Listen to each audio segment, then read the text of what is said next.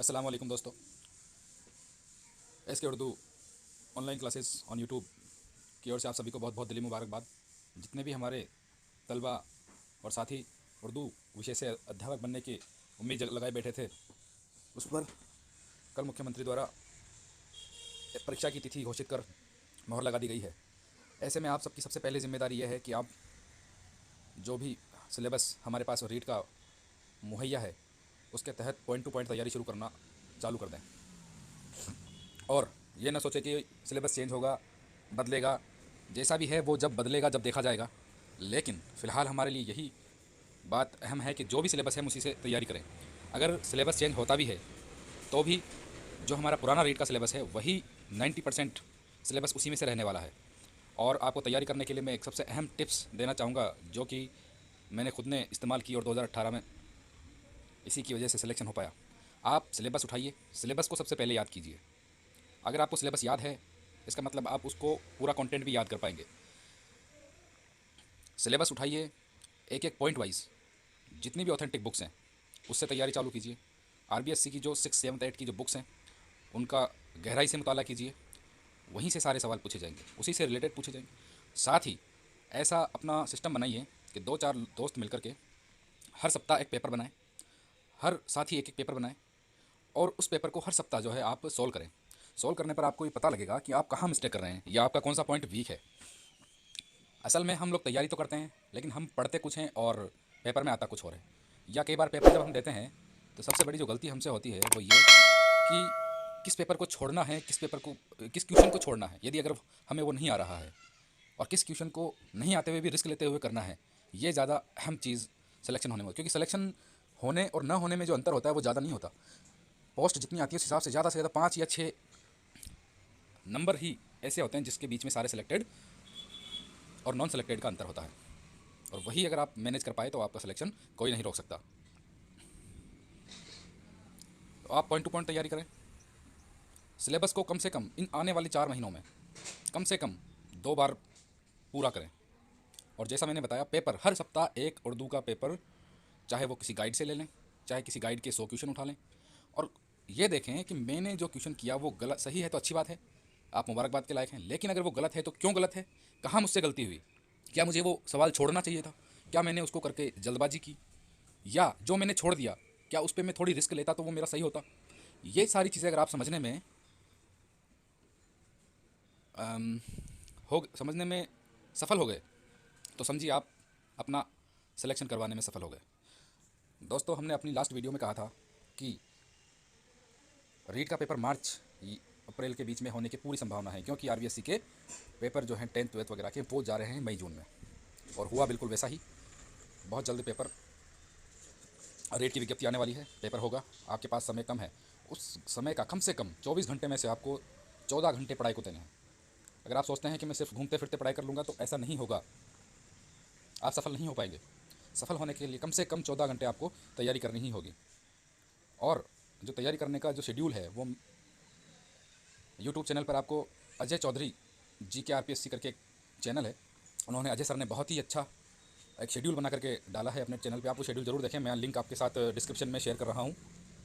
और उसी तरीके से आप तैयारी करें डेली, चाहे कुछ भी हो जाए, मुझे पढ़ना है तो पढ़ना है। अब हम बात करते हैं वैकेंसी कब आ रही है, कितने पद पर आ रही है, क्या एग्ज़ाम डेट वगैरह होगी उसके ऊपर। दोस्तों, इसी के साथ मेरी आपसे रिक्वेस्ट और है कि आप चैनल को लाइक भी करें और सब्सक्राइब भी करें, और अपने जो भी साथी उर्दू से शिक्षक बनने के उम्मीदवार हैं उनके साथ हमारा चैनल ज़रूर शेयर करें। हम कोशिश करेंगे कि समय समय पर, वक्त वक्त पर आपके साथ उर्दू की कई सारी मालूमात शेयर करेंगे जो कि आपके रीट के एग्ज़ाम में फ़ायदेमंद साबित होगी। हमारा चैनल यूट्यूब पर है और एस के उर्दू ऑनलाइन क्लासेस के नाम से है। फर्स्ट इंडिया न्यूज़ में खबर आई थी कि 18 दिसंबर को होगी रीट भर्ती परीक्षा की तारीख का ऐलान। शिक्षा मंत्री गोविंद डोटासरा ने ट्वीट करके ये सूचना दी थी और ऐसा हुआ भी सही। 18 दिसंबर को ही रीट की भर्ती की घोषणा जो है मुख्यमंत्री साहब ने कही। इससे कई लाखों अभ्यर्थियों को जो है राहत मिली है और राहत की बात है भी सही। मुख्यमंत्री गहलोत ने की रीट भर्ती की घोषणा। 25 अप्रैल को आयोजित होगी रीट परीक्षा।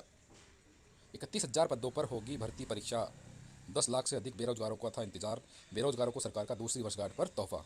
बिल्कुल, बेरोजगारों के लिए सबसे बड़ा अगर कोई तोहफा होता है तो वह है रोजगार के अवसर मुहैया करवाना, जो कि बहुत बड़ी बात है। और 31,000 पद मायने रखते हैं। मैं ये नहीं कहता कि आप सिर्फ उर्दू से ही तैयारी करें, अगर आपके पास हिंदी भी है आप हिंदी से भी तैयारी करें, आपके पास एसएसटी है उससे भी तैयारी करें। सिलेबस लगभग सेम ही रहेगा, किसी एक जो आपका कोर सब्जेक्ट है उस पर फोकस ज़्यादा करें, लेकिन तैयारी सबसे करें।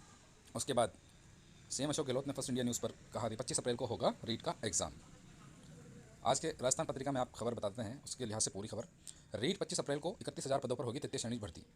पहले रीट होगी, आप उसमें एलिजिबल होते हैं या नहीं होते हैं, उसके बाद फिर शिक्षक भर्ती निकलेगी। तो आप अभी ये ना सोचें उर्दू के कितने पद आएंगे, क्या होगा, कैसे होगा। आप अभी सिर्फ रीट को क्वालिफाई करने की सोचें। जब आप रीट को क्वालिफाई कर लेंगे उसके बाद जब भर्ती आएगी तो कितने पद आएंगे वो बाद की बात है। मुख्यमंत्री अशोक गहलोत ने लंबे समय से रीट भर्ती परीक्षा तारीख की घोषणा आखिरकार शुक्रवार को सरकार के 2 साल के कार्यकाल पूरा होने पर की। रीट 25 अप्रैल को होगी। इस परीक्षा के बाद तृतीय श्रेणी शिक्षकों की 31,000 पदों पर भर्ती की जाएगी। इस बार भर्ती परीक्षा में न्यूनतम प्राप्तांकों में बदलाव किया गया है, यह भी एक इंपॉर्टेंट पॉइंट इस बार रहेगा। साथ ही रीट के प्रमाण पत्र की वैधता को आजीवन से घटाकर 3 वर्ष कर दिया गया है। दोस्तों ये मौका ऐसा है कि आप इसको गंवाएं बिल्कुल नहीं, क्योंकि पता नहीं 3 साल बाद वापस रीट आएगी और आप उसको क्लियर कर पाएंगे नहीं कर पाएंगे, क्या होगा कैसे होगा। आप सोचिए कि आखिरी मौका है और इसमें चाहे कुछ भी हो जाए बस अपनी एक सीट चाहिए। 3 वर्ष किया गया। आरक्षित वर्ग के अभ्यर्थियों को न्यूनतम उत्तीर्ण नंबरों में 5% की छूट दी गई है। इसकी जानकारी शिक्षा मंत्री गोविंद सिंह डोटासरा द्वारा ट्वीट करके दी गई। किस वर्ग के लिए क्या रहेगी पात्रता परीक्षा प्रतिशत, तो इसमें सामान्य वर्ग के टीएसपी व नॉन टीएसपी एरिया में 60% अंक ही उत्तीर्ण प्रतिशत रहेंगे। सामान्य वर्ग चाहे वो टीएसपी हो या नॉन टीएसपी हो, उसके लिए सामान्य वर्ग के लिए 60% ही उत्तीर्ण अंक रहेंगे। नॉन टीएसपी एरिया में अनुसूचित जनजाति के लिए 55% व टीएसपी एरिया में 36% अंक लाना ही पात्रता साबित कर देगा। ओबीसी के लिए 55% रहेगा। विधवा परित्यक्ता भूतपूर्व सैनिकों के लिए यह 50% रहेगा। दिव्यांगों के लिए 40%, शहरिया जनजाति के लिए 36% अंक लाने पर ही वह शिक्षक भर्ती परीक्षा के लिए पात्र होंगे। दोस्तों ऐसा मौका फिर नहीं आएगा, जी जान लगा दीजिए। मेरी दुआएं आपके साथ हैं और आपसे हमारे channel SK Urdu online classes को लाइक करने सब्सक्राइब करने की इल्तिजा भी है। हम कई सारी वीडियो इस पर बनाने वाले हैं। मैं ये नहीं कहूँगा कि आप सिर्फ वीडियोस देखें और सफल हो जाएं, नहीं, आपको पढ़ना सिर्फ किताबों से ही है। ये सिर्फ उस वक्त के लिए वीडियो बनाई जाएगी जिस वक्त आप पढ़ नहीं रहे हैं, आप पढ़ के आपका मन थोड़ा सा उब गया है, तो आप अपने ईयरफोन कान में लगा करके वीडियो चालू करके उसको सुने। कई बार क्या होता है, कई चीज़ें ऐसी सामने आएंगी आपके जो आपके लिए फ़ायदेमंद साबित होगी। ठीक है दोस्तों, अलविदा। दुआओं में याद रखिएगा। चैनल को लाइक कीजिएगा, सब्सक्राइब कीजिए, अपने दोस्तों के साथ शेयर कीजिएगा। अल्लाह हाफिज़।